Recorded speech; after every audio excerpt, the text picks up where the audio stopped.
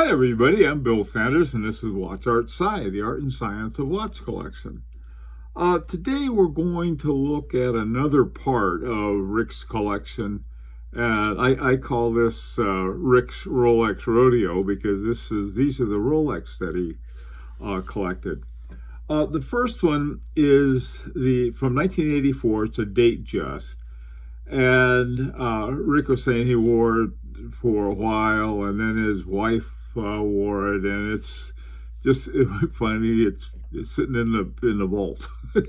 So, but this is it's a pretty cool watch with the Roman numerals and so forth, and with the gold and stainless steel on the bracelet. This next one is a relatively rare vintage date just 36 millimeters, and it's got a blue, what's called a Buckley dial, and it's the color blue I happen to like. It's got a little gray in it, I think, and it's a very strong one, but it's not a navy blue, but it's just sort of a cool color blue, and there are not a lot of these. This one was fairly rare. Date just, this particular date just. Now, this next one is one I happen to like a lot, and it's discontinued, and it's the white dial Milgauss, and then it's got an orange rubber B strap on it. Rick said, hey, it's a good summer watch. He likes to wear it in the summertime, and with the rubber strap, and it's a good idea, especially if you're going swimming or something like that. Milgauss was always a Rolex that I liked, and I like this one than the other one that with a different color scheme. It's a shame though that they still don't have this one. It's got that orange lightning bolt too. I think it's sort of cool. All right, moving right along. This next one is a steel ceramic bezel Daytona, and this is quite a lot of watch. Rick says he doesn't wear it a lot, and I guess if you went to a lot of races, car races or something like that, or somewhere where you need a chronograph, it'd be a great one to have. But Rick said it's just a nice watch to have and part of his collection.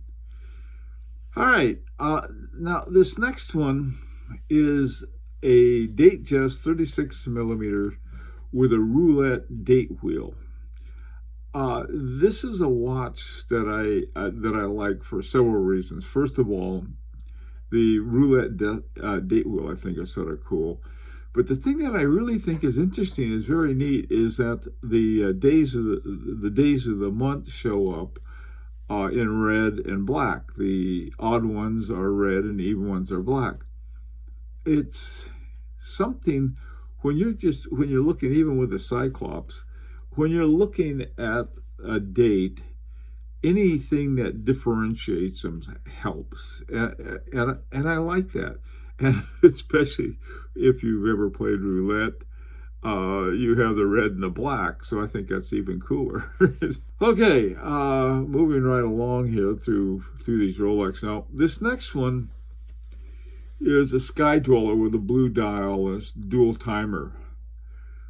This is another one of my very favorite Rolexes, and what I like about it is the way they have the dual time. There's if you right below the Rolex crown and Rolex logo, there's a little triangle, and it's pointing to your second time, your home time, or well, not your home time. You're perhaps, I don't know how they use home and away time. If where I'm at, I always sort of that's home, but it's really home. It's back here in Connecticut. I don't know. Well, anyway, what I usually do is when I travel, I set my current time where I am to the main dial, and then my away or the other place in the secondary dial. And the secondary dial here is on a 24-hour in the center. And this is a watch, this Sky Dweller, that one I really like. Rick said that he got this, he ordered it on the very first day it came out. He said it took him a year to get it. That's how popular they were. That's one of the things about Rolexes. I suppose it's a good thing if you're it's sort of like when it comes, it's like Christmas, but boy, it takes as long as Christmas to get there. This is a cool watch. I like the color and just a nice one. Rick said he gets a lot of wear out of this one. Now, this next one is one that I happen to like a lot, mainly because I not only do I like green, I like this color of green. This is a Submariner, nicknamed the Hulk, and you can't say too much different or new about a Submariner because they've been talked through a great deal. But the color green, the choice of green that they use, and everything about this watch, I like. I'm not a big Submariner fan. They don't generally have a great deal of appeal to me. It's not that they're not nice watches; they're just not my kind. But this one I do like, mainly because of the color combination. It was sort of a dark green or black on the dial, and then the bezel, that color green on the bezel is just gorgeous, I think. And then the big cyclops that some people don't like for the date I do like, because you can see the blasted thing. Anyway, I like Rick's Hulk. I'm a Hulk liker.